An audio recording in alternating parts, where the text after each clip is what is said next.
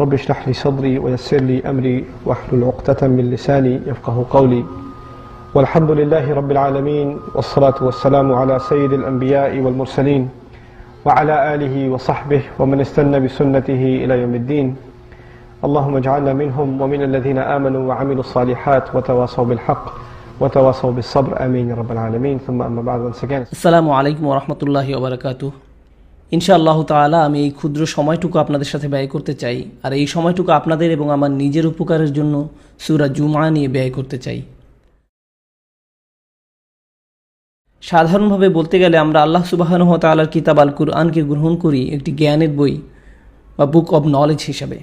যখন আমরা এই বইটিকে পথ নির্দেশনার বই বলি, তখন এটা বলতে আসলে কি বোঝায় তা আমরা মূল্যায়ন করতে ব্যর্থ হই। এটা বলতে আসলে বোঝায় আমাদের দৈনন্দিন জীবনযাপনের জন্য এই বইতে আছে গুরুতর প্রায়োগিক এবং প্রাসঙ্গিক উপদেশ। আর যখন আল্লাহ তাআলা কথা বলেন, তিনি শুধু অতীত হয়ে যাওয়া কোনো বিমূর্ত পৃথিবী নিয়ে কথা বলেন না, তিনি আজকের পৃথিবী নিয়েও কথা বলেন। এটা আমাদের দৈনন্দিন জীবনের সাথে ঘনিষ্ঠভাবে সম্পর্কযুক্ত, আর এই হেদায়েত গ্রন্থের উপদেশ আমাদের প্রয়োজন। আজকের দিনে আপনি যখন কোনো সমস্যায় পড়েন আর আপনার দরকার কিছু উপদেশ বা পরামর্শর, তখন আপনি এই পৃথিবীর সবার কথা ভাবেন কিন্তু আল্লাহর কথা ভুলে যান। আপনি চিন্তা করেন না যে আল্লাহর কাছ থেকে আমার কিছু উপদেশ দরকার আছে। আল্লাহর বই বিশ্বাসীদের জন্য উপদেশ গ্রন্থ। আমরা আমাদের প্রাত্যহিক জীবনে জড়িয়ে পড়ি, সমস্যায় আক্রান্ত হই, তারপর প্রতি কয়েক ঘন্টা পর পর আল্লাহর কাছ থেকে পথ নির্দেশনা চাওয়ার জন্য আমাদের ডাকা হয়।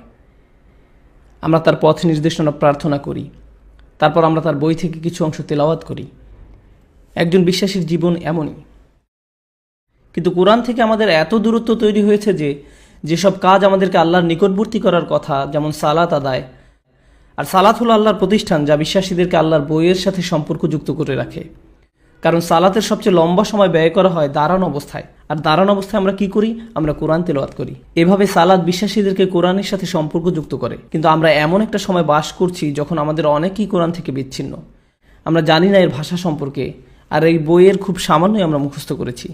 তাই এটা বলাই যায় যে এই বইয়ের মাঝে মানুষের পার্থিব ও আধ্যাত্মিক নিরাময়ের যে ঔষধ আল্লাহ দিয়ে রেখেছেন তা থেকে আমরা উপকৃত হতে পারছি না। অথচ এই ঔষধ আল্লাহ সুবহানাহু ওয়া তাআলা দিয়ে দিয়েছেন প্রতিদিন একাধিকবার এর থেকে সুফল নেয়ার জন্য। ইনশাআল্লাহ আমরা কিছু আলোচনা শুনবো, যদিও আজকের আলোচনার বিষয় কোনো আয়াতের তাফসির নয়, কারণ তাফসিরের আলোচনায় আপনাকে সেই আয়াতের একটি একটি করে প্রত্যেকটি শব্দের ব্যাখ্যায় একাধিক উলামায়ের বক্তব্য কি তা নিখুঁতভাবে জানতে হবে। এর পাশাপাশি আয়াত নাজিলের সময়, এর পারিপার্শ্বিকতা, শব্দচয়ন, এগুলোও আপনাকে গুরুত্বের সাথে বিবেচনায় আনতে হবে। কিন্তু সেটা হচ্ছে কোরআন শিক্ষার গভীর অধ্যয়ন, তাআল্লুমুল কোরআন। তবে আজ এখানে আমরা তেমনটা করব না, আমরা খুব সাধারণভাবে বোঝার চেষ্টা করব এবং আল্লাহর বই থেকে আমাদের জন্য এই সূরার মাধ্যমে কিছু দিক নির্দেশনা বের করে আনার চেষ্টা করব ইনশাআল্লাহ। আপনি যখন কাউকে কিছু স্মরণ করিয়ে দেন, তখন চেষ্টা করেন তার জন্য ব্যাপারটা সহজ করার জন্য, জটিল নয়। তখন তারা এটা উপলব্ধি করতে পারবে আর কোরআনকে সাদরে গ্রহণ করতে সমর্থ হবে। আর কোরআনের সৌন্দর্য এখানেই যে বোঝার গভীরতার প্রেক্ষিতে একই সময় এটা খুব সহজ, আবার একই সময় এটা বেশ জটিল। আর এটা নির্ভর করছে আপনি এখান থেকে কি খুঁজছেন তার উপরে। আপনি যতই এই বইয়ের গভীরে যাবার চেষ্টা করবেন, আপনি যেতেই থাকবেন, কারণ এই জ্ঞানের গভীরতার কোনো সীমা নেই। তাই কেউ যদি এই বই থেকে অগভীর জ্ঞান প্রত্যাশা করে, সে তাও এই বই থেকে পেয়ে যাবে। আমরা এই অপূর্ব সুন্দর সূরাটি দিয়ে আরম্ভ করব। এটি কোরআনের অন্তর্ভুক্ত সেই সূরাগুলোর একটি যেগুলোর সূচনাতে রয়েছে আল্লাহর প্রশংসা। সাব্বাহা লিল্লাহি মা ফিস সামাওয়াতি ওয়া মা ফিল আরদ, অথবা ইউসাব্বিহু লিল্লাহি মা ফিস সামাওয়াতি ওয়া মা ফিল আরদ। আল্লাহর প্রশংসা দিয়ে শুরু হয় বলে এই আয়াতগুলোকে একসঙ্গে বলা হয়ে থাকে মুসাব্বিহাত বা আল মুসাব্বিহাত। এগুলো সবই মাদানী সূরা। আর এই সূরাগুলোতে একটা সাধারণ বৈশিষ্ট্য লক্ষ্য করা যায়, আর এই বৈশিষ্ট্যটা হচ্ছে আল্লাহ তার কথা আরম্ভ করেন এই বলে যে সৃষ্টির প্রতিটা বস্তু আল্লাহর অনন্যতার ঘোষণা দিচ্ছে। আর এটা বলার ঠিক পরেই আল্লাহ যে বিষয়টা উপস্থাপন করেন তা হলো মানুষ। এই প্রতিটা সূরাতে এই একই সাধারণ বৈশিষ্ট্য পরিলক্ষিত হয়। এই সূরাগুলোর প্রত্যেকটি শুরু হয় সৃষ্টির সকল বস্তুর আল্লাহর নৈপুণ্যতা ঘোষণার মাধ্যমে, আর এর পরের আয়াত থেকে শুরু হয় আমাদেরকে নিয়ে, অর্থাৎ মানুষ নিয়ে আলোচনা ও কথাবার্তা। মূলত এই সূরাগুলোর এই বৈশিষ্ট্যের মাধ্যমে আল্লাহ আমাদের যে গুরুত্বপূর্ণ শিক্ষাটি দিতে চান তার একটি অংশ হলো আল্লাহ আকাশমণ্ডলের সকল সৃষ্টির সাথে মাটির সৃষ্টি তথা আমাদের তুলনা করেছেন। এই দুইয়ের মাঝে কোনটি সৃষ্টি হিসাবে অপরটির তুলনায় অনন্য বা অন্য কথায় অধিক তাৎপর্যপূর্ণ আল্লাহর নিজের দৃষ্টিতে? তিনি বলেন লাকাদ খালাকনাল ইনসানা ফি আহসানি তাকওয়িম। অন্য আয়াতে বলেন ওয়ালাকাদ কাররামনা বানি আদম। আল্লাহ বলছেন আমি সুমর্যাদা দান করেছি আদম সন্তানদের। অর্থাৎ আল্লাহ বলছেন আমি আদম সন্তানদের সৃষ্টি করেছি সবচেয়ে সুন্দর আদলে। মূলত আল্লাহ স্বয়ং নিজেই মানুষের সৃষ্টিকে সম্মানজনক হিসেবে ঘোষণা করেছেন। সুবহানাল্লাহ। অর্থাৎ আমরা হলাম আল্লাহর সেই সৃষ্টি যা আসমান পর্বতের মতো বিশাল সমস্ত সৃষ্টির চেয়েও উত্তম। আমরা যেন এক বিস্ময়কর সৃষ্টি। কিন্তু ঠিক একই সময়ে আল্লাহর অন্য সকল সৃষ্টি আল্লাহর আদেশ পালন করে চলছে কোনো ধরনের প্রশ্ন করা ছাড়াই। অন্য যে কোনো সৃষ্টি আল্লাহ আসমান ও জমিনকে বলেন আতাইনা তাওয়ান আও কারহান, আসো আমার সামনে আসো এবং আত্মসমর্পণ করো, সেটা তোমার পছন্দ হোক কি অপছন্দ। আর তারা বলে আতাইনা তাইন, আমরা আপনার কাছে আত্মসমর্পণ করলাম। তারা আল্লাহর কাছে পূর্ণরূপে আত্মসমর্পণ করে। কিন্তু সৃষ্টির সর্বোত্তম সৃষ্টি মানুষকে যখন আল্লাহ আদেশ করছেন পূর্ণরূপে আত্মসমর্পণের জন্য, তখন কি হচ্ছে? মানবকুলের অধিকাংশই আত্মসমর্পণ করছে না। যারাও বা আত্মসমর্পণ করছে তারাও কিন্তু পরিপূর্ণভাবে আত্মসমর্পণ করছে না। কখনো করছে তো কখনো করছে না। আমাদের অধিকাংশ ক্ষেত্রেই তো এটা সত্য। আল্লাহ সুবহানাহু ওয়া তাআলার প্রতি আমরা আংশিকভাবে আত্মসমর্পণ করছি। বলুন তো মুসাব্বিহাত সূরাগুলো কি মাক্কি না মাদানী? মাদানী। এগুলো মাদানী সূরা। আর কোরআনের মাদানী অংশের প্রাথমিক গ্রহীতা হলো অধিকাংশই মুসলিম। ঠিক যেভাবে কোরআনের মক্কি অংশের প্রাথমিক গ্রহীতা অধিকাংশই ছিল অমুসলিম, কুরাইশরা। কিন্তু মদিনায় মুসলমানরা ইতোমধ্যে একটি সংঘবদ্ধ সমাজ গড়ে তুলেছে। আর আল্লাহ যখন কথা বলছেন তখন এই সংঘবদ্ধ সমাজবদ্ধ মুসলিমদের নিয়েই কথা বলছেন। কথাগুলোর মধ্যে আছে আহকাম, নিয়মনীতি তথা মদিনার তৎকালীন মুসলিমদের সামাজিক ব্যাপারগুলো। এক কথা এই সূরাগুলো মূলত মদিনার তৎকালীন মুসলিমদের সামাজিক ব্যাপারগুলোর কথাই উল্লেখ আছে। আর এজন্যই আমি মুসাব্বিহাত সূরাগুলোর মধ্যে এই সূরাটি আজকের আলোচনার জন্য বাছাই করেছি, কারণ আমাকে বলা হয়েছিল মুসলিম যুব সমাজ নিয়ে কিছু কথা বলার জন্য, আর গতকাল আমি সেই বিষয় নিয়েই কথা বলেছি। তাও আজ আমি একই বিষয় নিয়ে একটু ভিন্ন আঙ্গিকে কথা বলতে চাই ইনশাআল্লাহ।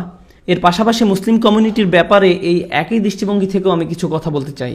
একটি মুসলিম কমিউনিটিকে প্রাণবন্ত ও বিশুদ্ধ রাখতে আসলে কি প্রয়োজন, কিসে আমাদের কমিউনিটি সুপথে পরিচালিত হবে, কোনটি হবে এই কমিউনিটির প্রাণের উৎস, আল্লাহ কিভাবে এই বিষয়গুলো সম্পর্কে আলোকপাত করেন, আর তখন কি হয় যখন একটি মুসলিম কমিউনিটি এর চালিকা শক্তির মূল উৎস থেকে বিচ্যুত হয়ে পড়ে, কি তখন এর পরিণতি হয়। আল্লাহ শুরু করছেন এই বলে, আসমান ও জমিনে যা কিছু আছে তার সকলেই আল্লাহর নিখুঁত অনবদ্যতা বা প্রশংসা ঘোষণা করছে। ইউসাব্বিহু লিল্লাহি মা ফিস সামাওয়াতি ওয়া মা ফিল আরদ। আল মালিক, সমস্তই তার অধীনস্থ। আল কুদ্দুস, যিনি পবিত্র ও যাবতীয় পবিত্রতার উৎস। আল আজিজ, একচ্ছত্র অধিপতি। আল হাকিম, সকল জ্ঞানের অধিকারী। আল্লাহ সুবহানাহু ওয়া তাআলার 4টি গুণবাচক নামের উল্লেখ রয়েছে এই সূরার শুরুতে। এই সূরাটির ক্ষেত্রে এটি একটি অসাধারণ বিশেষত্ব, যেখানে অন্যান্য গুণবাচক নামের উল্লেখ থাকে 2টি, গাফুরুর রহিম, আজিজুন যুনতিকাম। অথচ এই সূরার শুরুতে আমরা আল্লাহ সুবহানাহু ওয়া তাআলার 4টি গুণবাচক নামের উল্লেখ পাচ্ছি, আল মালিক, আল কুদ্দুস, আল আজিজ, আল হাকিম। এটা নিঃসন্দেহে বিশেষ কিছু। আর ঠিক এর পরেই আল্লাহ তাআলা রাসূল সাল্লাল্লাহু আলাইহি ওয়াসাল্লাম সম্পর্কে বলতে শুরু করেছেন, হুয়াল্লাযী বাআসা ফিল উম্মিয়িন, তিনিই নিরক্ষরদের মধ্য হতে একজন রসুল প্রেরণ করেছেন। মনে রাখুন যে এগুলো হলো সেই সূরা যেখানে শুরুতে আল্লাহ কথা বলেন আসমান ও জমিন সম্পর্কে, আর ঠিক এর পরের আয়াতেই তিনি কথা বলেন মানুষকে নিয়ে। সাথে সাথেই তিনি উল্লেখ করেন যে তিনি মানুষের মাঝে নিয়োগ করেন তার রসুল, তাদের মাঝে যারা কিছুই জানত না, উম্মিয়িন। এমনকি তারা জানতো না লিখতে কিংবা পড়তেও। রসুলাম মিনহুম, একজন রসুল যিনি মূলত তাদেরই একজন রসুল যিনি এসেছেন তাদেরই মধ্য থেকে। রাসুল শব্দটির অনুবাদ করা হয় বার্তাবাহক, যা একটি ইসম বা বিশেষ্য পদ। আরবি ব্যাকরণ যাকে বলা হয় ইসমে মুবালাগা। আর এটি যেই মানে বহন করে তা হলো রসুল হলেন সেই ব্যক্তি যিনি অত্যন্ত গুরুত্বপূর্ণ বার্তা বহন করেন আর অবিরতভাবেই তা প্রচার করতে থাকেন, বার্তা প্রচার করতে থাকেন। অর্থাৎ রসুল একটি বেশ গুরুত্ববহ শব্দ। ইয়াতলু আলাইহিম আয়াতিহি, তিনি প্রথম এই কাজটাই করেন। তিনি তাদেরকে তার অলৌকিক নিদর্শনসমূহ পড়ে শোনান। আল্লাহর অলৌকিক নিদর্শন। আগের আয়াতে আল্লাহর যে নাম উল্লেখ করা হয়েছিল তা হলো রাজা, আল মালিক। রাসূল সাল্লাল্লাহু আলাইহি সাল্লাম সম্পর্কে এই আয়াতে প্রথম যে জিনিসটা আমরা জানতে পারি তা হলো তিনি মানুষকে আল্লাহর নিদর্শন পড়ে শোনান। এটা অনেকটা রাজাদের চিহ্ন থাকে তার মতো। যেমন কোনো রাজ্যে গেলে যখন আপনি রাজ্যের সীমানায় প্রবেশ করেন তখন রাজ্যের পতাকা, রাজার বানানো স্মৃতিস্তম্ভ দেখতে পান, উর্দি পরা সেনা দেখতে পান, যেটা দেখে রাজার কথা মনে পড়ে, তাই না? এগুলো রাজত্বের চিহ্ন। নবী করিম সাল্লাল্লাহু আলাইহি সাল্লাম প্রথমে সবাইকে সেই রাজার অলৌকিক নিদর্শন স্মরণ করিয়ে দেন। অলৌকিক নিদর্শন বলতে এখানে কোরআনের আয়াতকে বোঝানো হয়েছে। কোরআনের আয়াত দুনিয়ায় আল্লাহর রাজ্যের সুস্পষ্ট নিদর্শন প্রকাশ করে। সুবহানাল্লাহ। ইয়াতলু আলাইহিম আয়াতিহি ওয়া ইউযাক্কিহিম, আয়াত পাঠ করে তিনি মানুষকে বিশুদ্ধ করেন। দ্বিতীয়ত আল্লাহ আমাদের বলেন যে মহানবী সাল্লাল্লাহু আলাইহি সাল্লাম মানুষকে পবিত্র করেন। আল্লাহ আযজা ওয়া জাল্লার দ্বিতীয় যেই নাম উল্লেখ করা হয়েছিল সেটা হলো আল কুদ্দুস। আজকে যারা ক্লাসে ছিল তাদের নিশ্চয়ই মনে আছে আল কুদ্দুস অর্থ সকল পবিত্রতার উৎস। দ্বিতীয় কাজ যেটা মহানবী সাল্লাল্লাহু আলাইহি সাল্লাম করেন, তিনি মানুষকে পবিত্র করেন। ওয়া ইউআল্লিমুহুমুল কিতাবা ওয়াল হিকমা, তিনি মানুষকে আইন ও প্রজ্ঞা শেখান। কিতাব শব্দের অর্থ আমি বই না বলে আইন বলেছি, যেমন কুতিবা আলাইকুমুস সিয়াম, কাতাবাল্লাহু আলাইকুম। আরবিতে কাতাবা বলতে শুধু বই বোঝায় না, আইনও বোঝায়। তিনি মানুষকে এই বইয়ের শিক্ষা দেন। এর মধ্যে ধর্ম সংক্রান্ত নির্দেশনা, বিধিনিষেধ, ইসলামী শরিয়া সবই অন্তর্ভুক্ত। এই আইন কে দিতে পারেন? যার এই আইন দেওয়ার কর্তৃত্ব আছে তিনি। আগের আয়াতটিতে আল্লাহর যে তৃতীয় নাম উল্লেখ করা হয়েছিল সেটা হলো আল আজিজ, এবং যখন মহানবী সাল্লাল্লাহু আলাইহি ওয়াসাল্লাম বলেন ওয়ায়ু আল্লিমুহুমুল কিতাব, শেষে বলছেন আল হাকিম। আল্লাহ আজ্জা ওয়া জাল্লা শেষে তার যে নাম উল্লেখ করেছেন তা হলো আল হাকিম, সর্বজ্ঞানী। আর এখানে আল্লাহ বলছেন আল হিকমা। মহানবী সাল্লাল্লাহু আলাইহি ওয়াসাল্লাম রাজার বাণী তেলাওয়াত করেন, তিনি মানুষকে পবিত্র করেন, তিনি মানুষকে গ্রন্থ ও প্রজ্ঞা শিক্ষা দেন। প্রজ্ঞা শব্দটা আল্লাহ সুবহানাহু ওয়া তাআলার শেষ যে নাম উল্লেখ করা হয়েছে তার সাথে সম্পর্কযুক্ত। কিন্তু আমি চাই এই চারটা শব্দকে আপনারা গভীরভাবে উপলব্ধি করুন। অনুবাদ পড়ার সময় খুব দ্রুত আমরা এই শব্দগুলোকে অতিক্রম করে যাই। তিনি আয়াত তেলাওয়াত করেন, তিনি তাদেরকে পবিত্র করেন, তিনি তাদের গ্রন্থ শিক্ষা দেন এবং প্রজ্ঞা শিক্ষা দেন। তিনি আয়াত তেলাওয়াত করেন, তিনি তাদের পবিত্র করেন, তিনি তাদের গ্রন্থ শিক্ষা দেন এবং প্রজ্ঞা শিক্ষা দেন। এখানে একটা অন্তর্নিহিত ক্রম আছে। এই ক্রমের ব্যাপারে প্রথম যে জিনিস আমাদের জানা উচিত তা হলো ইব্রাহিম আলাইহিস সালাম এই একই দোয়া করেছিলেন। গত রাতে যারা সায়ানাতে মসজিদে আমার সাথে ছিলেন তারা জানেন যে সেখানে আমরা আল্লাহ সুবহানাহু ওয়া তাআলার সাথে ইব্রাহিম আলাইহিস সালামের যে কথোপকথন তা নিয়ে আলোচনা করেছিলাম। ইব্রাহিম আলাইহিস সালাম বলেছিলেন, রব্বানা ওয়াবআস ফীহিম রাসূলাম মিনহুম ইয়াতলু আলাইহিম আয়াতিক ওয়া ইউআল্লিমুহুমুল কিতাবা ওয়াল হিকমা ওয়া ইউযাক্কিহিম। ইব্রাহিম আলাইহিস সালাম তার বংশধরদের মধ্য থেকেই একজন রসুল প্রেরণের জন্য অনুরোধ করেছিলেন যে মানুষকে আল্লাহর আয়াত পড়ে শোনাবেন। এখানে কি আল্লাহ তাই বলেননি? মুহাম্মদ সাল্লাল্লাহু আলাইহি সাল্লাম আয়াত পাঠ করে শোনাবেন, তারপর তিনি কোরআন ও বিজ্ঞতা শিখাবেন, তারপর আল্লাহ বলছেন তিনি তাদেরকে কলুষতা মুক্ত করবেন। আমরা কি এখানেও কলুষতা মুক্ত হওয়া খুঁজে পাই না? হ্যাঁ পাই, কিন্তু একটা পার্থক্য আছে। কিন্তু এখানে আয়াতটা আবার শুনুন, তিনি আয়াত পাঠ করেন, তাদেরকে কলুষতা থেকে মুক্ত করেন এবং তিনি তাদেরকে কিতাব ও বিজ্ঞতা শিখান। ক্রমের মধ্যে একটা পার্থক্য আছে। ইব্রাহিম আলাইহিস সালাম যেভাবে দোয়া করেছিলেন, আল্লাহ যেভাবে সাড়া দিয়েছিলেন তা ভিন্ন। এটা আসলে প্রমাণ করে যে ইব্রাহিম আলাইহিস সালাম যে দোয়া করেছিলেন আল্লাহ তা কবুল করেছেন, এটা তার প্রমাণ। কিন্তু আল্লাহ শুধু তার দোয়া কবুলই করেননি, আল্লাহ আজ্জা ওয়া জাল্লা তার দোয়াকে নিখুঁত করেছিলেন। আল্লাহ সুবহানাহু ওয়া তাআলা যে ক্রমটা নাজিল করেছেন তা আরো ভালো। সেটা হলো তিনি আয়াত পাঠ করবেন, তাদেরকে কলুষতা মুক্ত করবেন এবং তারপর তাদের শিক্ষা দিবেন। সুতরাং প্রথমে মানুষকে পড়ে শোনানো, তারপরে সাফাই বা কলুষ মুক্ত করা, তারপরে শিক্ষা দেয়া। আমি আজকের আলোচনায় এই বিষয়ের উপরই গুরুত্ব দিতে চাই। এটার আসলে মানেটা কি? এই তিনটা ধাপের একটা পদ্ধতি। এটা তো আগেই বলেছি যে আল্লাহ ইব্রাহিম আলাইহিস সালামের দোয়া নিখুঁত করেছিলেন। এটা করার পিছনে কি বিজ্ঞতা আছে? এর পিছনে বেশ কিছু কারণ আছে। প্রথমটা হলো ইসলামের দাওয়াত, যেটা সবার হৃদয়কে নাড়া দেবে। এমনকি যারা তাদের মেয়ে শিশুকে জ্যান্ত কবর দিত, এটা তাদের হৃদয়কেও নাড়া দিয়েছিল। তারা অনেক খারাপ মানুষ ছিল, পরবর্তীতে তারাই অসাধারণ মানুষে পরিণত হয়েছিলেন। কোন জিনিস তাদের মধ্যে এমন পরিবর্তন ঘটালো? তাদের এই পরিবর্তন কিভাবে হয়েছিল? দুইটা জিনিস সেটা করেছিল। এটা ছিল মহানবী সাল্লাল্লাহু আলাইহি সাল্লামের চরিত্র এবং তার সাথে পৃথিবীর বুকে শোনা সবচেয়ে আশ্চর্যজনক বাণী যুক্ত হয়েছিল। সেটা হলো আল কোরআন, আল্লাহর বাণী, তাই না? এই দুইটা জিনিস একসাথে, মুহাম্মদ সাল্লাল্লাহু আলাইহি সাল্লামের অসাধারণ চরিত্র এবং তার সাথে কোরআন। আয়াতটা যদি আবার তেলাওয়াত করি, এটাতে বলা হয়েছে হুয়াল্লাযী বাআসা ফিল উম্মিয়িনা রাসূলা। মহানবী সাল্লাল্লাহু আলাইহি সাল্লামের কথা কি উল্লেখ করা হয়েছে? তার কথা উল্লেখ করা হয়েছে। আল্লাহ তাদের মধ্য থেকে একজন নবী প্রেরণ করেন, সুতরাং নবীর কথা উল্লেখ করা হয়েছে। এর ঠিক পরবর্তীতে কি উল্লেখ করা হয়েছে? ইয়াতলু আলাইহিম আয়াতিহি। সুতরাং মুহাম্মদ সাল্লাল্লাহু আলাইহি সাল্লামের উল্লেখ করা হয়েছে এবং তারপরে কি উল্লেখ করা হয়েছে? তিনি আয়াত পাঠ করেন, কোরআনের কথা উল্লেখ করা হয়েছে। এই দুইটা জিনিস, ইসলামের যিনি দাওয়াত দিচ্ছেন তার চরিত্র, মুনাদিয়া ইউনাদিলিল ঈমান, এবং তার কথা বলা সবচেয়ে শক্তিশালী কথা যেটা মানুষকে ইসলামের দিকে ডাকে। যখন এই দুইটা জিনিস একত্র হয়ে যায়, তখন সবচেয়ে খারাপের থেকে খারাপ মানুষও সবচেয়ে ভালোর চেয়ে ভালো হতে পারে। যদি কারো মধ্যে একরত্তি পরিমাণও ভালো থেকে থাকে, তাহলেও সেটা বের হয়ে আসবে। যখন এই দুইটা জিনিস একসাথে হয়, তখন আল্লাহ তার ইসলামের দাওয়াতে মানুষকে প্রভাবিত করার ক্ষমতা দিয়ে দেন। আজকের দিনেও কি এই দুইটা জিনিসের একসাথে হওয়া প্রয়োজন নয়? সুবহানাল্লাহ। আমাদের এমন দায়ী প্রয়োজন যারা উন্নত চরিত্রের অধিকারী। তারা শুধু তাদের কথায় সকলের জন্য আদর্শ নয়, বরং তাদের কাজেও। সর্বোপরি যখন তারা কথা বলে, তখন কি নিয়ে কথা বলে? কোরআন। ইয়াতলু আলাইহিম আয়াতিহি। মুহাম্মদ সাল্লাল্লাহু আলাইহি সাল্লাম প্রথমে এই কাজটাই করেছিলেন। তিনি মানুষকে আল্লাহর অলৌকিক বাণীর সাথে পরিচয় করিয়ে দিয়েছিলেন। আল্লাহর বাণী মানুষের উপর যেমন প্রভাব হয়, আর কারো কথার তেমন প্রভাব হয় না, কারো কথারই না। এটাই দাওয়াতের মূল উপাদান, যেটা আল্লাহ সুবহানাহু ওয়া তাআলার কিতাবে ব্যাখ্যা করা হয়েছে। সুতরাং প্রথম কাজ হলো মানুষকে আল্লাহর বাণীর সাথে পরিচয় করিয়ে দেয়া। যদি আল্লাহর বাণী সম্বন্ধে কিছু জেনে থাকেন, তাহলে এটা নিশ্চয়ই জানেন যে আল্লাহ একই বিষয়ে বিভিন্নভাবে বলেছেন। কারণ দুনিয়ায় অনেক ধরনের মানুষ আছে। একজন হয়তো একভাবে বুঝবে, কিন্তু আরেকজন আরেকভাবে।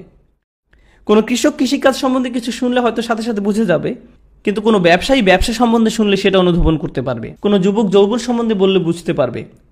আল্লাহ সুবহানাহু ওয়া তাআলারও এমন বিভিন্ন ধরনের শ্রোতা আছে এবং তাই তিনি এত বিভিন্নভাবে বলেছেন। আমাদের দেশের, আমাদের সম্প্রদায়ের পরবর্তী যে দায়ী আসবে তাদের আদর্শ আচরণ এমনই হওয়া উচিত। আমাদের ইসলামের দায়ী দরকার, যারা মানুষকে ইসলামের দিকে ডাক দিবে এবং তারা জানবে যে কোরআনের বাণীকে কিভাবে মানুষকে জানাতে হয় এবং আল্লাহর বাণীকে পরিবেশনের সময় কিভাবে সৌন্দর্যমণ্ডিত করতে হয়।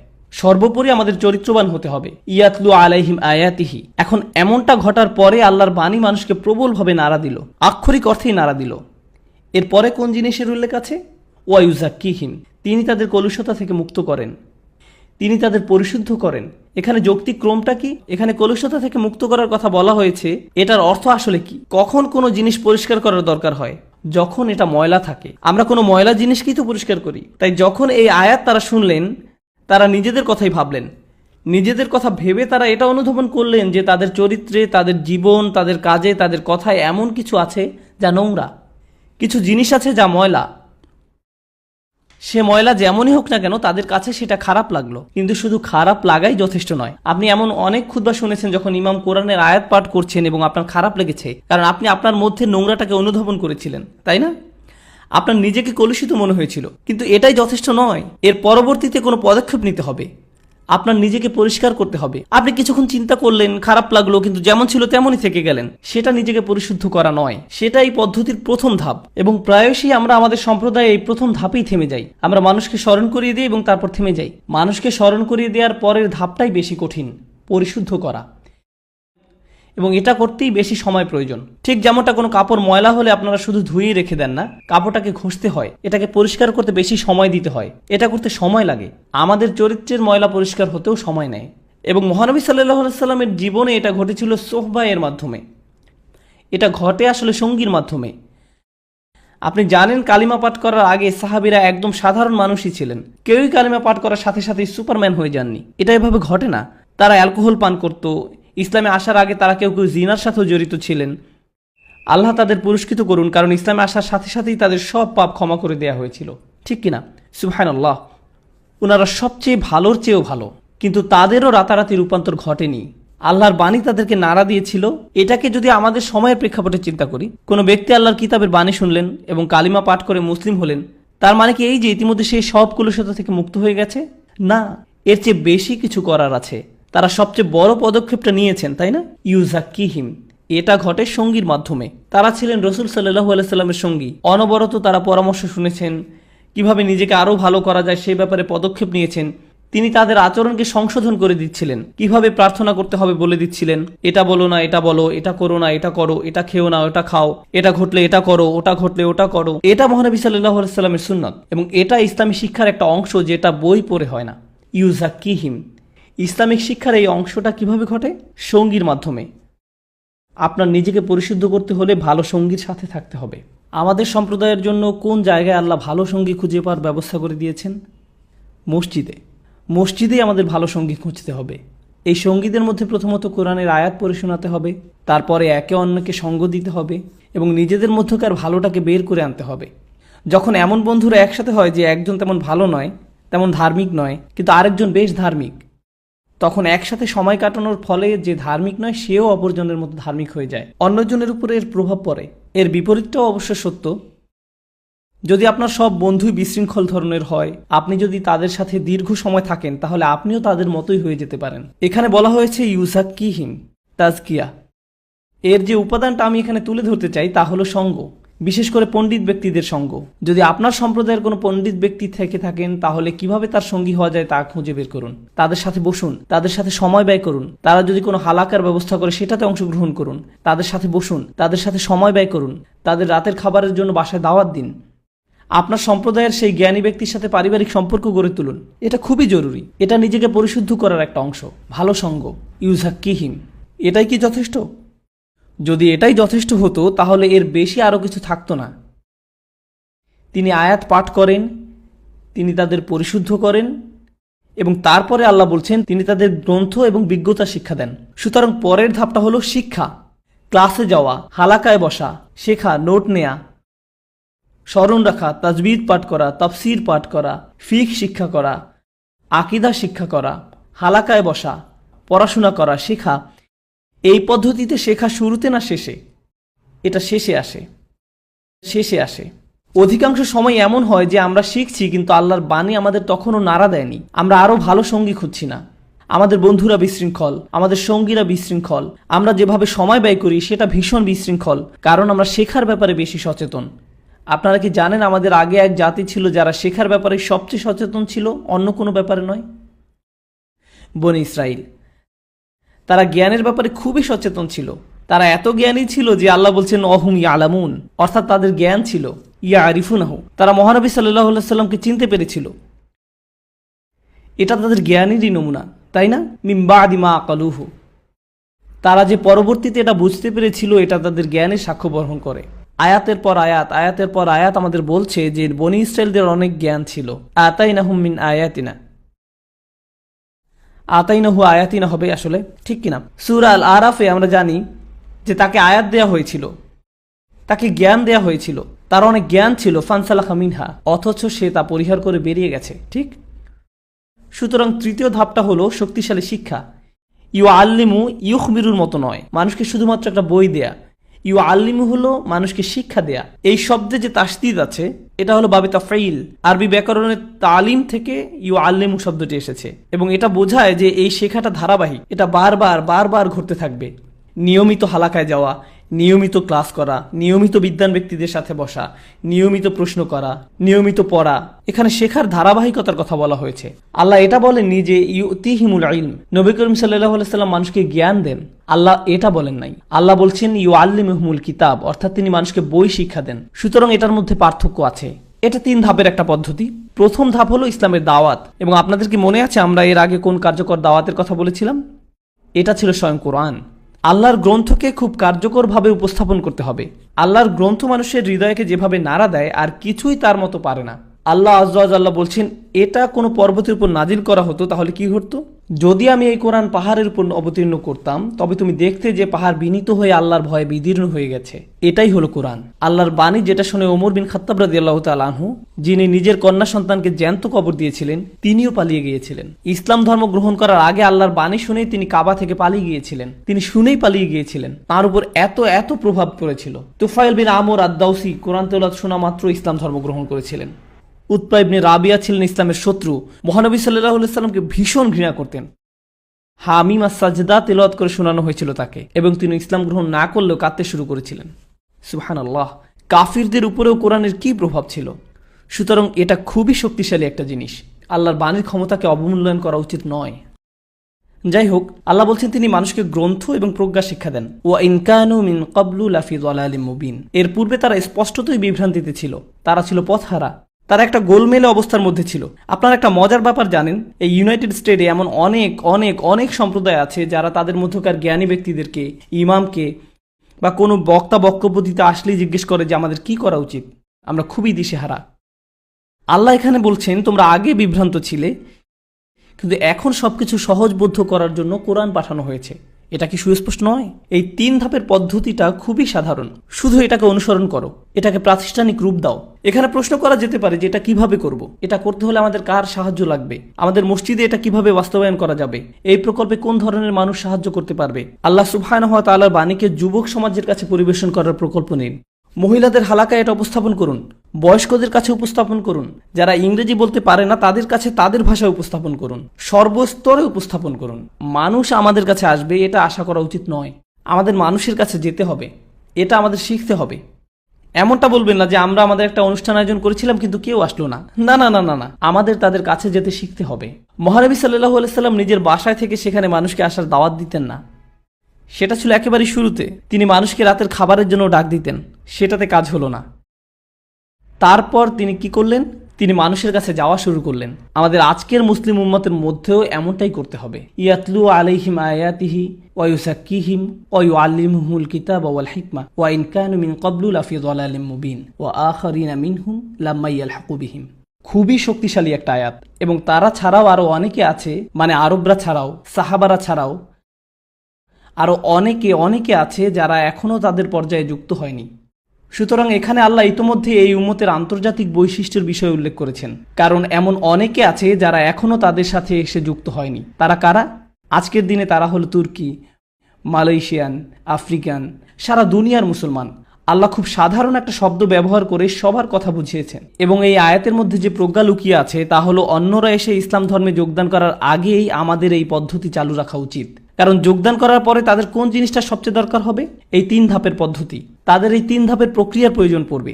আজকে যখন কেউ শাহাদা পাঠ করে মুসলিম হয়ে যায় এবং আমাদের মসজিদে আসে, আমাদের মসজিদে কি সেই প্রক্রিয়া চালু আছে? সেখানে কি এই প্রক্রিয়া সহজলভ্য? সেখানে কি কোরআনের আয়াতকে ব্যাখ্যা করা হয়? আজকে কি মিম্বার থেকে দাওয়াত দেওয়া হয়েছে? যদি হয়েও থাকে, তারপরে কি তাদের সঙ্গ দেওয়ার ব্যাপারটা নিশ্চিত করা হয়েছে যেন তারা নিজেদের পরিশুদ্ধ করতে পারে?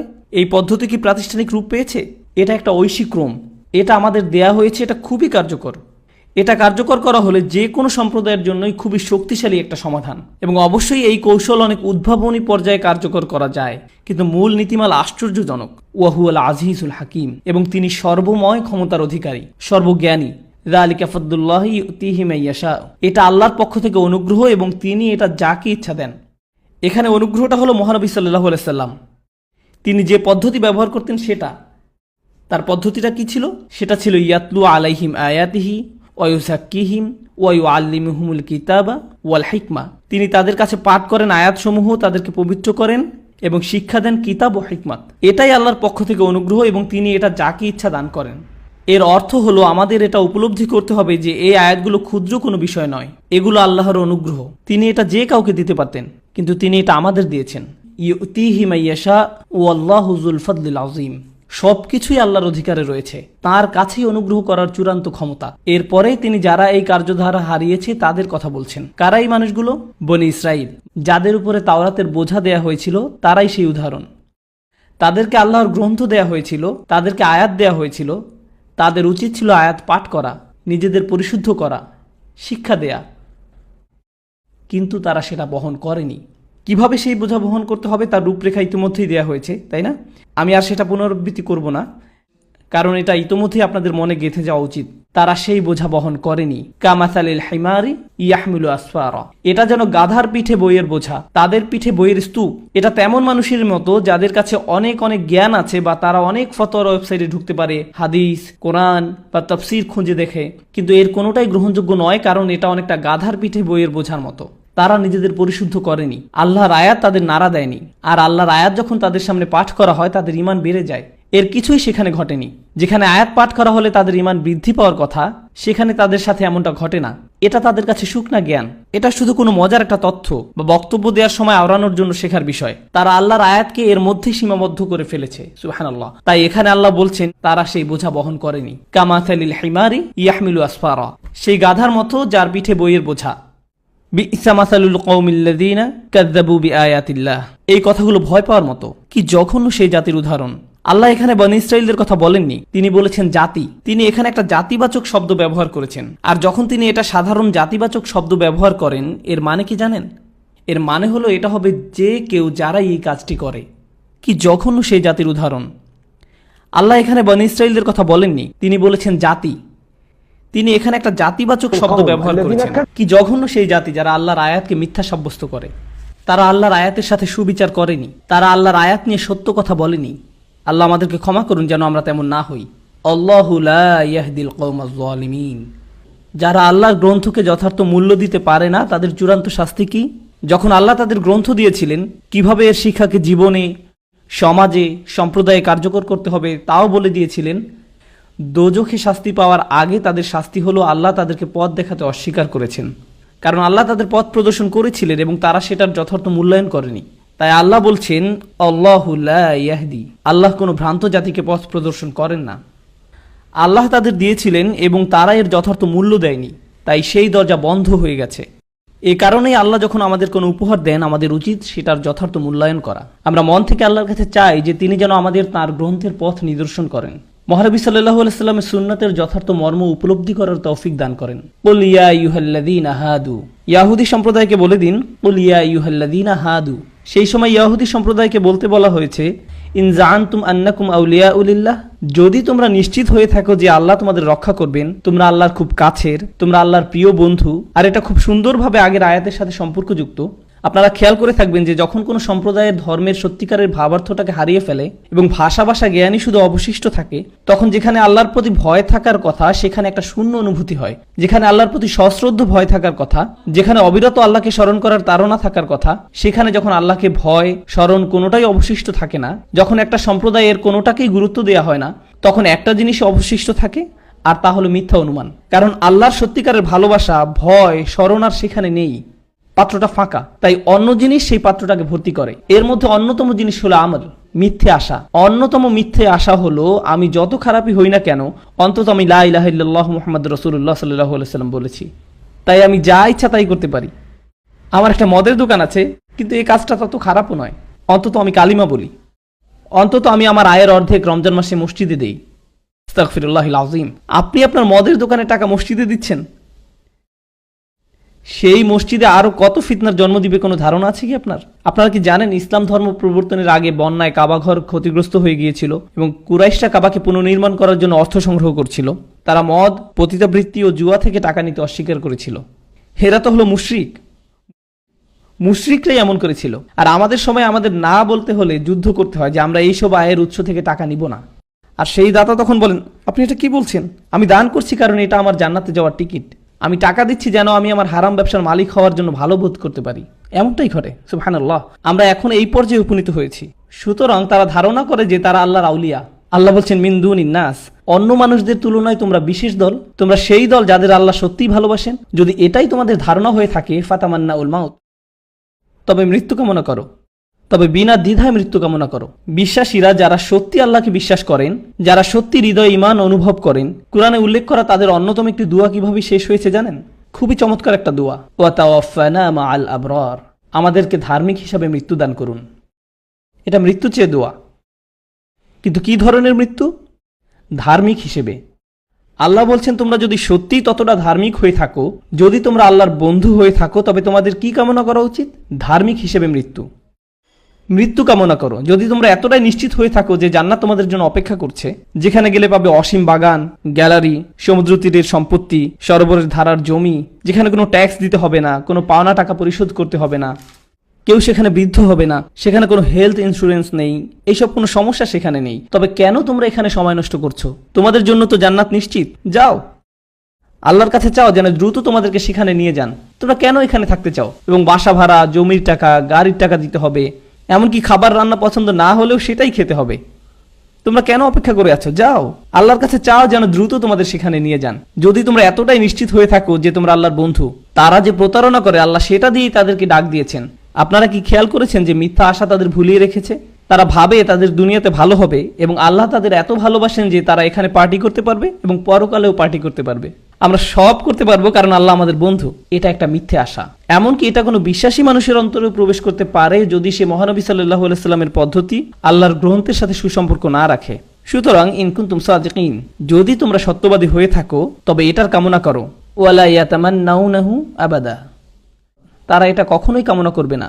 বিমা কদ্দামাত আইদিহিম, কখনোই না। কেন তারা এটা কামনা করবে না? যদিও তারা নিশ্চিত যে তারা আল্লাহর বন্ধু, কিন্তু তাদেরকে এটা করতে বললে জানেন কেন তারা এটা করবে না? কারণ তাদের হাত যেটা ভবিষ্যতে পাঠিয়েছে, সোজা বাংলা এটা বোঝা একটু কঠিন। আমার হাত কি ভবিষ্যতে পাঠিয়েছে? এটার মানে আমি ইমেইলের পরিভাষা ব্যাখ্যা করতে পারি। যখন আপনি সেন্ড বাটন চাপ দেন, তারপরে আপনি কি ইমেইলটা ফিরিয়ে আনতে পারেন? এটা সামনে গেছে, এটা অগ্রসর হয়ে গেছে, আপনার ইমেইল সামনে চলে গেছে। যখন আপনি এই দুনিয়ার কোনো কাজ করেন, এটা আক্ষরিক অর্থেই অগ্রসর হয়ে গেছে।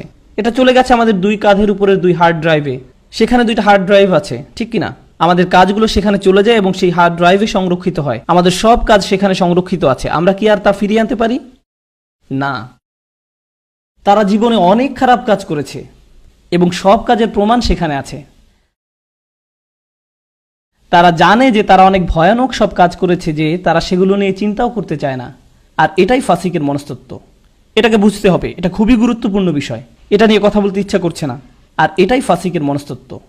যখন কেউ আল্লাহর অবাধ্যতায় ভীষণ নিমজ্জিত থাকে আর তার জন্য তার রাতে ঘুম আসার একমাত্র উপায় হলো সেটা নিয়ে চিন্তা না করা। আর এটাই ফাসিকের মনস্তত্ত্ব। যদি কেউ তার সাথে মৃত্যু নিয়ে পরকালে কি ঘটবে সে বিষয়ে কথা বলে, তখন তারা বলে আমি এটা শুনতে চাই না, এটা নিয়ে কথা বলতে ইচ্ছা করছে না।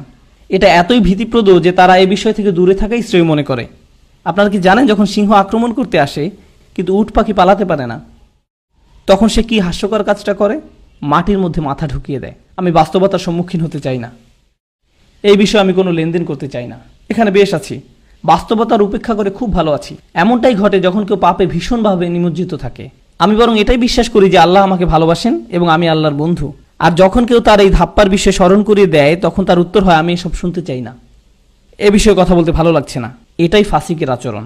এই মানুষগুলো এই পরিমাণ অসৎ, এটা আমাদের সম্প্রদায়েও ঘটতে পারে, এমনকি আমাদের পরিবারেও। অনেক সময় যখন আপনি বলেন যে আল্লাহ আমাদের কত ভালোবাসেন, আল্লাহ আমাদের কিভাবে পুরস্কৃত করবেন, মানুষ আপনার কথা শুনবে। কিন্তু আল্লাহর অবাধ্যতার ফলাফল ভোগ করতে হবে শুনলে তারা বলে, তুমি কি এইসব হতাশাজনক বিষয়ে কথা বলা বন্ধ করবে? চলো আমরা অন্য বিষয়ে কথা বলি, চলো আমরা রকেট গেম অথবা অন্য কোনো বিষয়ে কথা বলি। আমি ওসব কিছু শুনতে চাচ্ছি না। এ কারণে আল্লাহ এখানে বলছেন, ওয়ালা ইয়াতামান্নাউনাহু আবাদা বিমা কদ্দামাত আইদিহিম আল্লাহু আলিমুম বিজ্জালিমিন। তারা নিজেদের কৃতকর্মের কারণে কখনো মৃত্যু কামনা করবে না। আল্লাহ জালেমদের সম্পর্কে সম্যক অবগত আছেন। আল্লাহ এই পাপীদের কথা সবই জানেন, তার কাছে সব হিসাব আছে। তারা কি করছে সে বিষয়ে তিনি অবহিত। তাদের আচরণ ভুল এবং তাদের কাজও।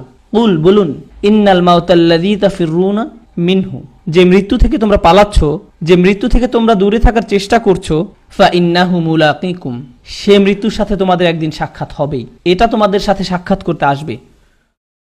তুমি সেই সাক্ষাৎ এড়াতে পারবে না, সেটা থেকে নিস্তার পাবে না। এমন অনেক সময় ঘটে যে স্কুলে ফলাফল দেওয়ার দিন আসলে বাচ্চা হাঁচি কাশির মতো ভাব করে বলে, আমি যেতে চাই না, আমার তেমন ভালো লাগছে না। তারা এই সাক্ষাৎটাকে এড়ানোর চেষ্টা করতে পারে, কিন্তু কিছু সাক্ষাৎ আছে যা কেউ এড়াতে পারে না, কেউ সেটা থেকে নিস্তার পায় না। এটা তেমনই এক সাক্ষাৎ। ইন্নাকা কাদিহুন ইলা রাব্বিকা কাদহান ফামুলাকিহ, হে মানুষ, তুমি কঠোর পরিশ্রম করতে করতে তোমার রবের দিকে এগিয়ে যাচ্ছ। ওই যে একটা জিনিস আছে না, এসকেলেটর, যেটা সমান্তরালে কনভেয়ার বেল্টের মতো চলে, আপনিও তেমনই একটা কিছু। আপনি চান বা না চান আপনি সামনে যাচ্ছেন। আপনি পিছন ফিরে দাঁড়াতে পারেন, এদিক সেদিক তাকাতে পারেন, কিন্তু আপনি সামনেই এগিয়ে যাচ্ছেন। পিছনে যাওয়ার কোনো উপায় নেই। আপনি চান বা না চান আপনি সামনে যাচ্ছেন। আপনি শুধু সেই সাক্ষাতের দিকেই এগিয়ে যাচ্ছেন। আমরা সবাই সেদিকেই যাচ্ছি, এ ব্যাপারে কোনোই সন্দেহ নেই যে আমাদের এটা সংস্পর্শে আসতে হবে। সুম্মা তুরাদ্দুনা ইলা আলিমিল গায়বি ওয়াশ শাহাদা, তখন তোমরা সবাই দৃশ্য অদৃশ্য সর্ববিষয়ে জ্ঞাত আল্লাহর কাছে ফিরে যাবে। এর অর্থ হলো আল্লাহ আমাদের হৃদয়ের ভিতরের এই শূন্যতাকে জানেন। আল্লাহ জানেন যখন কোনো অসৎ উদ্দেশ্যে আপনি কোনো ভালো কাজ করছেন। সুবহানাল্লাহ। ফায়ুনাব্বিউকুম বিমা কুনতুম তা'মালুন, তখন তিনি পুঙ্খানুপুঙ্খভাবে জানিয়ে দেবেন যে কে কি ধরনের কাজ সাধারণত তারা করত। আমরা এই সূরার উপসংহারে পৌঁছে গিয়েছি ইনশাআল্লাহ তাআলা। ইয়া আইয়ুহাল্লাযীনা আমানু, যারা বিশ্বাস করে। এখানে কাদের উদ্দেশ্যে কথা বলা হচ্ছে তার কি কোনো পরিবর্তন লক্ষ্য করেছেন? এক মুহূর্ত আগেই আল্লাহ কাদের সাথে কথা বলেছিলেন? বনী ইসরায়েলদের সাথে। এখন তিনি অন্যদের সাথে কথা বলছেন, তাদের সাথে আর কোনো লেনদেন নেই। ভালো হয় তারা নিজেদের কাজের ব্যাপারে সতর্ক হলে। তারা ইতোমধ্যেই ব্যর্থ হয়েছে, তাই আল্লাহ এখন বিশ্বাসীদের সাথে কথা বলছেন যেন তারা বনী ইসরায়েলদের মতো ব্যর্থ না হয়। আপনারা জানেন একজন বাবা কিভাবে তার সন্তানদের সাথে কথা বলে। যখন একজন ফেল করেছে এবং আরেকজনের পরের সপ্তাহে পরীক্ষা আছে, সে বলে, শোনো করিম, তুমি এই ব্যাপারে অন্তত সেলিমের মতো হও না, তার মতো কাজ তুমি করো না। প্রথমে বাবা একজনকে বকা দেন এবং তারপরে আরেকজনের দিকে ফিরে বলেন, তুমি ভালো করে শুনে রাখো, এই ভুলগুলো তুমি করো না। এখন আমাদের প্রভু সুবহানাহু ওয়া তাআলা অনেক বেশি আমাদের ভালো চান। বাবার চেয়ে আমাদের প্রতি আল্লাহর অনুগ্রহ ও শুভাকাঙ্ক্ষা অনেক বেশি পরিমাণের।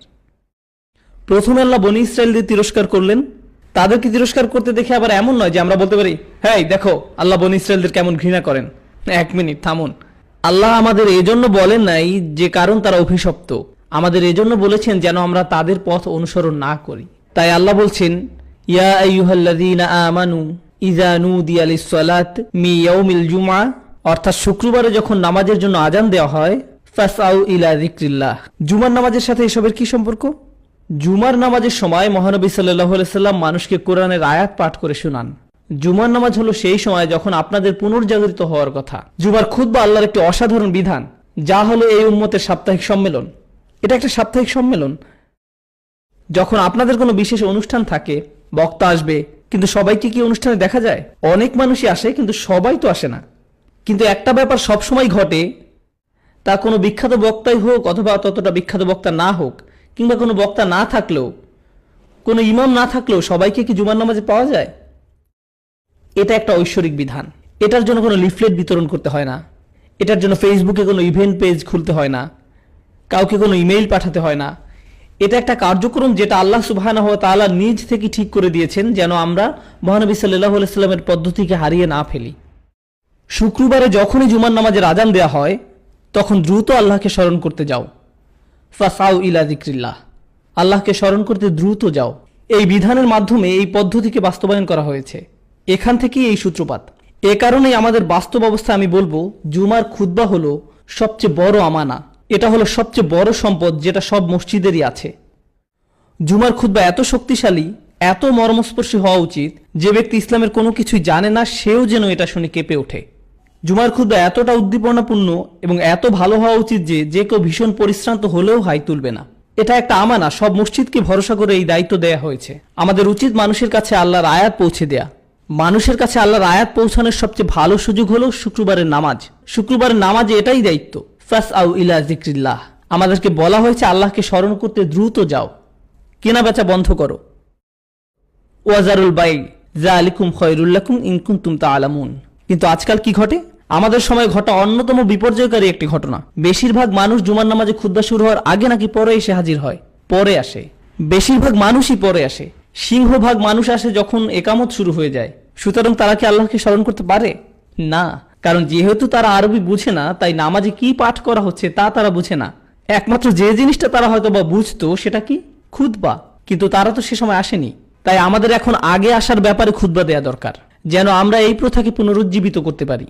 আমাদেরকে এটা শুরু করতে হবে। যদি তাদের আসতে 5 মিনিট দেরি হয় তবে খুতবাও 5 মিনিট অতিরিক্ত বলতে হবে।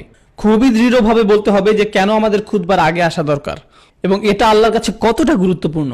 আমাদের জন্য তিনি এটাকে কতটা গুরুত্বপূর্ণ করেছেন যে আমাদের আল্লাহর স্মরণে দ্রুত যেতে বলেছেন এবং আমাদের কেনাবেচা বন্ধ রাখতে বলেছেন। তখন তোমরা যদি জানতে যে এটা করাই তোমাদের জন্য ভালো। তারপর আল্লাহ সুবহানাহু ওয়া তাআলা পরিশেষে মহানবী সাল্লাল্লাহু আলাইহি সাল্লামকে একটা উদাহরণ দিয়েছেন। ফাইযা কুদিয়াতিস সালাতু ফান্তাশিরু ফিল আরদ ওয়াবতাগু মিন ফাদলিল্লাহ। নামাজ শেষ হয়ে গেলে তোমরা পৃথিবীতে ছড়িয়ে পড়ো এবং আল্লাহর অনুগ্রহ সন্ধান করো। তোমাদের কাজে ব্যবসায় ফিরে যাও। ওয়াবতাগু মিন ফাদলিল্লাহ। কিন্তু আল্লাহ আরো বলছেন ওয়াজকুরুল্লাহ কাসীরা, অর্থাৎ আল্লাহকে বেশি করে স্মরণ করো। আপনারা কি জানেন কিভাবে এক ব্যক্তি আল্লাহকে বেশি স্মরণ করতে পারে? বেশিরভাগ সময় জুমার নামাজ শেষ হয়ে গেলে আপনাদের মনে হয় যে দিনের ধর্মকর্ম সব শেষ, এখন আমি পার্টি করতে পারি। সর্বোপরি আজ তো শুক্রবার রাত, বিশেষ করে আমেরিকাতে এমন ঘটে, ঠিক না? কিন্তু খুতবাটা যদি খুব শক্তিশালী হয় তাহলে সেটা অন্তত ওই দিনটা পর্যন্ত আপনার সাথে টিকে থাকে। এভাবেই আল্লাহকে বেশি স্মরণ করা হয়। তাই আল্লাহ বলছেন ওয়াজকুরুল্লাহ কাসীরা লাআল্লাকুম তুফলিহুন, যেন তোমরা সফলকাম হও। আল্লাহ যেন আমাদেরকে সফলকামদের মধ্যে একজন করেন। ওয়া ইযা রাউ তিজারাতান আও লাহওয়া, এবং এটা মহানবী সাল্লাল্লাহু আলাইহি সাল্লামের জীবনে একটা বিশেষ ঘটনা যে যখন তিনি খুতবা দিচ্ছিলেন তখন একটা ব্যবসায়িক কাফেলা সে জায়গা অতিক্রম করে যাচ্ছিল এবং মানুষ সেই কাফেলার দিকে দৌড়ে গিয়েছিল। মানুষ এখনো সেই কাজটাই করে। তারা নামাজের সালাম দেয় এবং সালাম শেষ হওয়া মাত্র তারা খুঁজতে থাকে যে তাদের জুতাটা আসলে কোথায় আছে। তারা তাড়াহুড়া করে, দৌড়াও, খুব দ্রুত এখান থেকে বের হতে হবে। আমরা নিজেদের মধ্যে এই আচরণ গড়ে তুলেছি। তারা ব্যবসার দিকে তাড়াহুড়া করে যায়। ওয়াতারাকুকা কাইমা, তারা ওই দিকে দৌড়ে গেল এবং আপনাকে দাঁড়ানো অবস্থায় রেখে। কুল মা ইনদাল্লাহি খায়র, তাদেরকে বলুন আল্লাহর কাছে যা আছে তা তুলনামূলকভাবে ভালো। আল্লাহর কাছে কি আছে?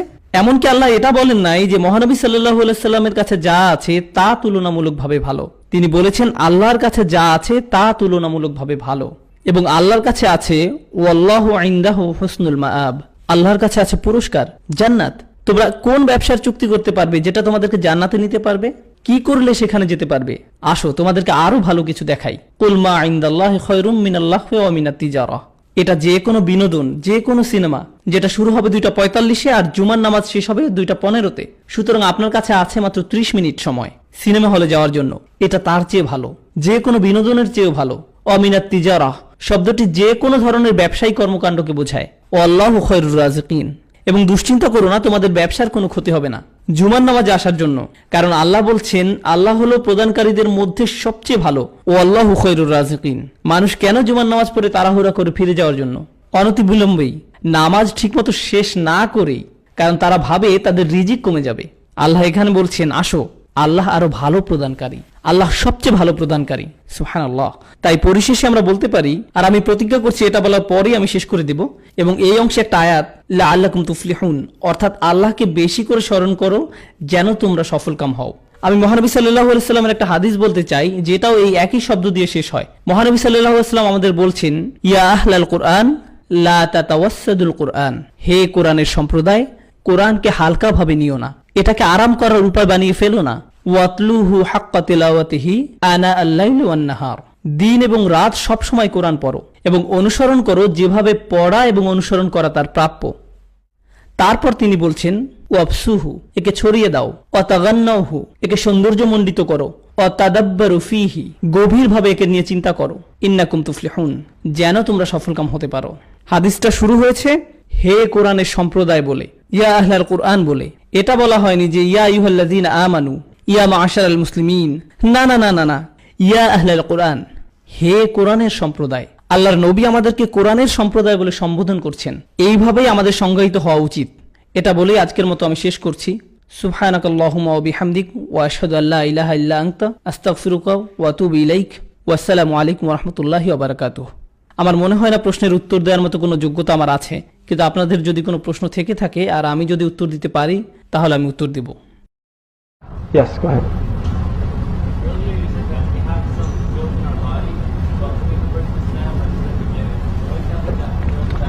এটা শর্ত সাপেক্ষ। যখন আমরা ইসলাম গ্রহণ করি তখন আমাদের সব পাপ ক্ষমা করে দেওয়া হয়, কিন্তু তার মানে এই না যে আমরা পরিশুদ্ধ হয়ে গেছি। অন্যভাবে বললে আমাদের আচরণ যেমন ছিল তেমনই আছে। উদাহরণস্বরূপ বলা যায়, আমরা যদি মদে আসক্ত হয়ে থাকি, কালেমা পাঠ করলেই কি এই আসক্তি পুরোপুরি চলে যায়? আপনি যদি ড্রাগে আসক্ত হয়ে থাকেন, না, কালেমা পাঠ করলেই কি আপনি তার প্রতি বিমুখ ভাব পোষণ করতে শুরু করবেন? যদি আপনি ধূমপায়ী হয়ে থাকেন, কালিমা পাঠ করার পরও আপনি এর প্রতি আসক্তি বোধ করবেন? অবশ্যই। এটা এমন নয় যে কালিমা পাঠ করলাম আর সব ঠিক হয়ে যাবে, সবকিছু আমার মধ্য থেকে দূর হয়ে গেল। আল্লাহর ঐশ্বরিক সাহায্য আসবে, কিন্তু এই সব অভ্যাস ত্যাগ করার চেষ্টা করতে হবে। নিজের মধ্যে থেকে এসব খারাপ অভ্যাসকে পরিষ্কার করতে হবে। পূর্বে যে খারাপ কাজ আপনি করেছেন তার জন্য আপনাকে আর জবাবদিহিতা করতে হবে না, কিন্তু এখন আপনাকে এটা নিশ্চিত করতে হবে যে আপনি আর সেই খারাপ কাজে ফিরে যাচ্ছেন না। যদিও আগে আপনি অনেকদিন যাবত ওই কাজগুলো করে আসছিলেন। আপনারা কি পাভলোর ক্লাসিক্যাল কন্ডিশনিং জানেন? একটা কাজ বারবার করতে করতে আপনার অভ্যাস হয়ে যায়, এভাবেই আপনি কাজ করেন। এই খারাপ কাজ থেকে বের হয়ে আসতে সত্যি অনেক চেষ্টা করতে হয়। যুবকদের মধ্যে একটা খুবই খারাপ অভ্যাস আছে, কোনো এক সময় যখন বাবা মা আশেপাশে থাকে না তখন তারা কম্পিউটার নিয়ে বসে। এটা একটা খারাপ অভ্যাস। কিছু নির্দিষ্ট বন্ধু আছে, যখন আপনি তাদের সাথে থাকেন তখন খারাপ ব্যাপারগুলো ঘটে। এটা একটা খারাপ অভ্যাস, এবং এটা সবসময় করতে করতে এটা আপনার জন্য একটা চক্রের মতো হয়ে যায়। আপনাকে এই চক্র থেকে বের হয়ে আসতে হবে। আপনার নিজেকে পরিষ্কার করতে হবে ভালো সাহচর্যের মাধ্যমে। আল্লাহ যেন আমাদেরকে ভালো সঙ্গী দান করেন। শেষে আপনি যে হাদিস উল্লেখ করলেন সেখানে বলা হয়েছে কোরআনকে বিনোদন হিসেবে না নিতে, কিন্তু যদি এমন হয় যে যে কেউ উপভোগ করে? না না, এখানে বলা হয়নি যে বিনোদন হিসেবে না নিতে, এখানে বলা হয়েছে হালকাভাবে না নিতে, বা কোরআনকে বিনোদনে পরিণত করে ফেলো না। হাদিসে তেমন কিছু বলা হয়নি। সেখানে বলা হয়েছে লা তাতাওয়াসসাদুল কুরআন। আরবিতে তাতাওয়াসসাদু শব্দের বেশ কিছু মানে আছে, তার মধ্যে অন্যতম হলো এটাকে বালিশ বানিয়ে ফেলো না। এর অর্থ হলো এটা ভাবা যে ঠিক আছে, আমরা তো কোরআনের সম্প্রদায়, সুতরাং আমাদের মাফ করে দেয়া হয়েছে, এখন আমি আরাম করতে পারি। না, এখন আরাম করো না। এটা একটা গ্রন্থ যেটা সংগ্রাম এবং গভীরভাবে চিন্তার দাবি রাখে, সুতরাং এটার প্রতি শিথিলতা না দেখানো। অবশ্যই আমরা কোরআন তেলাওয়াত উপভোগ করি,